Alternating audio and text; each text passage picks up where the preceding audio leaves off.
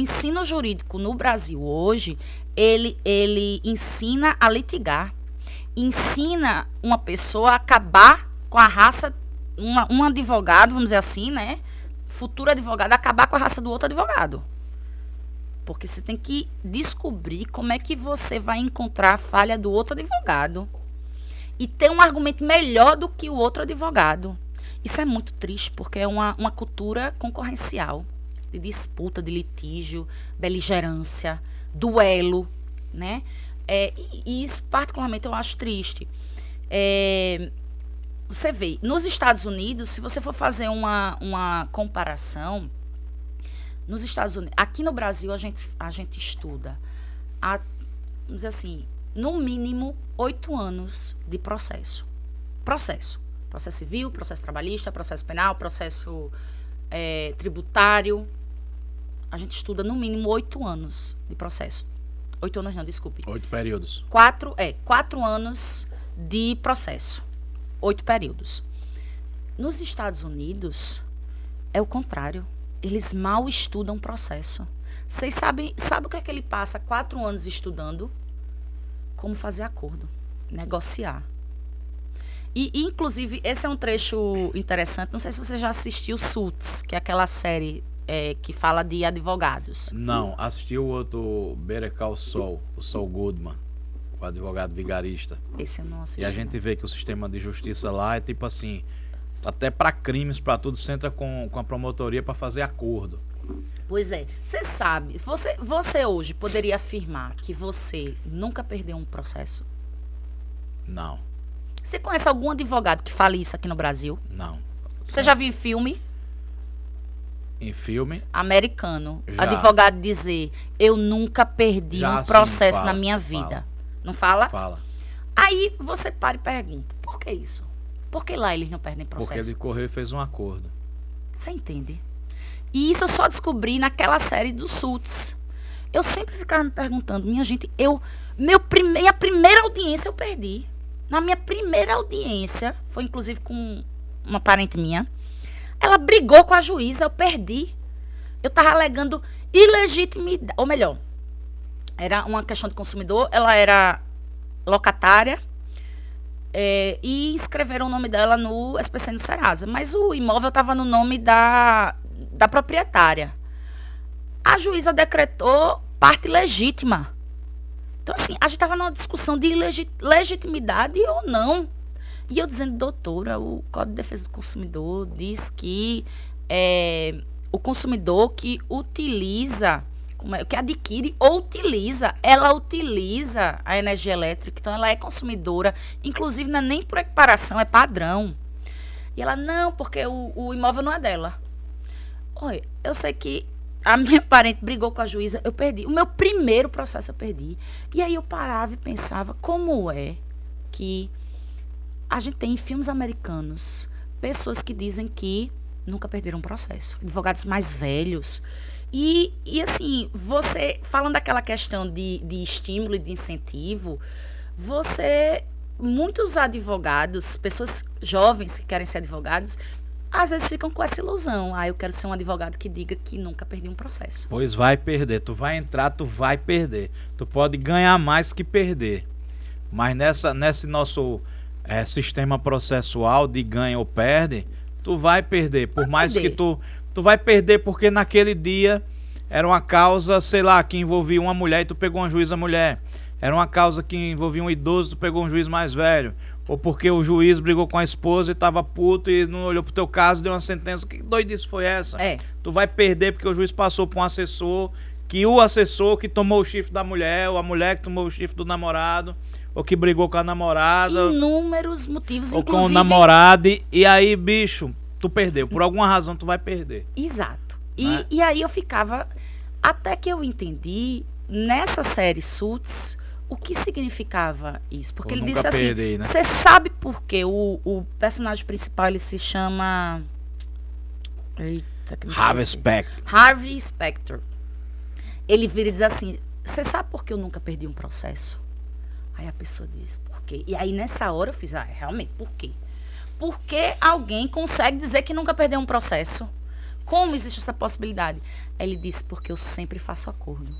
E sabe por que ele sempre faz acordo? Porque o ensino jurídico que ele recebeu na Universidade de Harvard, ele é eminentemente negocial. A Universidade de Harvard é a que começou a ensinar o mundo de maneira sistematizada a negociar. O que são posições, o que são interesses. Então, eles são mestres nisso. Nessa série do Saul Goodman, ele é malandrão pra caramba. Ele pega e tem uma cena que ele, um episódio lá, que ele paga o cara do elevador, da manutenção do elevador. Ele é cheio dessas tirinetas de fazer esquema, inclusive o final ele termina preso, né? Aí ele paga o carinha do elevador pra quando ele entrar com a promotora no elevador, o carinha dá um bug no elevador e eles ficarem presos durante vários minutos no elevador. Aí termina os dois sentados no chão, a promotora tira o calçado, fica mais à vontade assim, e ele, caso número tal, ela, não, isso aqui de 1 ano e tal, isso não, 1 ano é muito, tá? Não, tem que ser porque ele cometeu conversa, tá, vai, 1 ano e pouco. Aí fazem vários acordos dentro do elevador. Aí quando termina, ele vai embora para um lado, ela vai embora para o outro. Né? Aí aproveitam o tempo que estavam parados no elevador para tratar os acordos. E é tipo uma negociação mesmo de barganha, de pichincha. De pichincha, não, barganha. 2 anos e tanto vai uma pena muito pesada. Ele só fez roubar não sei o que, isso não é justo. Ah, tá, mas no teu caso lá do outra pessoa, eu já te dei 1 ano menos. Tá, então vai. Ou seja, ele tá ali negociando, Negociando. E é por isso que eles dizem isso, que nunca perderam. Agora, se você faz essa comparação aqui no Brasil, a maioria das faculdades sequer tem uma disciplina para negociação, mediação, arbitragem. Sequer tem. Quando tem, muitas vezes é eletiva. Ou seja, faz quem quer. Então, assim, a UFAL, por exemplo, ela foi uma das pioneiras no Brasil. Foi em 2006 que a professora Anne Cléris fez com que ela se tornasse uma disciplina eletiva. E isso realmente, a meu ver, ajudou muito na mudança cultural. Mas mesmo assim, sabe, Cleto, é uma situação que a gente se depara no dia a dia com uma série de problemas e com situações. Por exemplo, eu já tive um caso de família, né? O que é o mais comum no direito de família? É o pai virar e dizer que não tem dinheiro para custear a despesa. Para dar tanto de alimentos para o filho. E aí eu peguei um caso que para mim foi um dos mais assim, virou uma referência para mim esse caso, porque determinado pai, a mãe chegou pedindo uma mediação, porque o pai estava 3 meses sem pagar alimentos. E, assim, os alimentos já terminados judicialmente. Era um acordo anterior de anos. Então, assim, ela já poderia ter pedido a prisão dele. Mas ela decidiu fazer uma mediação. Que a gente chamasse ele para conversar, para fazer uma mediação. E aí ele chegou lá, ele estava 3 meses sem pagar e tinha dito para ela que queria reduzir os alimentos. E aí ele chegou lá e começou a fazer o que 99% dos pais fazem em audiência de família. Dos homens. Não vou dizer 99 não, bora botar 90. 99 é muito. 90% dos pais falam: não tenho dinheiro, estou desempregado, não tenho... Aí ele dizia assim, nem tenho como pagar o passado e quero reduzir daqui para frente. E ali ele repetiu isso 1h30, Cleto. E a pessoa que estava tentando, eu estava supervisionando. Era um curso de formação. A pessoa que estava tentando, ela virava e ficava, continuava naquela mesma tecla, tentando descobrir o interesse. E ela não conseguia. Ele estava ali fixo na posição dele. Estamos em crise, era 2015, lembra a crise econômica de 2015? Estamos em crise, perdi meu emprego, não tenho mais bico, não sei o quê, não tenho como pagar. E aí chegou num ponto em que, depois de muito tempo, de 1h30, que ele virou e disse assim, e ainda tem mais. Ele ficou com raiva de alguma coisa lá na hora, ele disse, ainda tem mais. Eu quero DNA. Aí eu olhei para um lado, olhei para o outro. Eu fiz, não. Alguma coisa está muito errada aqui. O menino, Cleto, tinha 10 anos de idade. O cara tinha pago por 10 anos inúmeras crises econômicas direitinho. Pela história, o menino era louco pelo pai e o pai era louco pelo menino. E agora, depois de 10 anos, ele vem pedir DNA. O que é que eu ensino? Quando a pessoa está magoada, o que é que ela faz? Quer magoar. Porque existe um ciclo. Não tem aquele negócio que diz assim, gentileza gera gentileza, mágoa gera mágoa. E aí, o que é que a gente vê de movimento dentro do judiciário? Muitas vezes, o homem está magoado e para magoar, ele tira do dinheiro, ele tira da pensão. É a forma mais fácil dele magoar uma mãe, de magoar a mulher. A maneira mais fácil. Aí você diz assim, não é muita imaturidade? Às vezes os meus alunos dizem isso. Não, porque todos nós somos imaturos. Não fazemos conscientemente. Os homens não fazem isso conscientemente. Não faz porque ele é um canalha. Até tem uma escultura na Europa que se chama Love. Se botar aí no Google, se você botar no Google Love, você vai ver Love e escultura, né? Você vai ver uma escultura. São 2 adultos, um virado de costas para o outro, e dentro 2 crianças tentando se tocar. E nós somos assim, enquanto seres humanos. Então, aí eu fiz, não, tem alguma coisa errada. Aí fui aplicar, eu falei, aplique tal técnica da mediação, que é uma técnica mais profunda. Eu fiz, aplique, porque a gente tem coisa errada aqui. Aí ele já tinha passado 1h30 dizendo que não tinha dinheiro, pediu o exame de DNA, porque sabia que o exame de DNA ia magoar a mulher, ainda mais do que não tá pagando a pensão.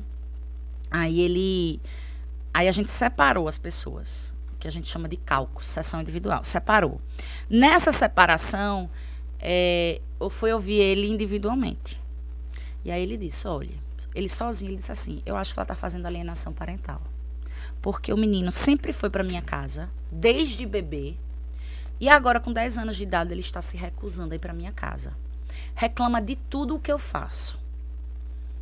Aí a pessoa, tipo, como é que faz sentido? Se ela fazer alienação parental, se ela permitia que o menino dormisse de 15 dias na casa dele, desde que o menino era bebê, qual é a mãe, Cleto, que deixa um bebê dormir na casa do pai? É muito difícil.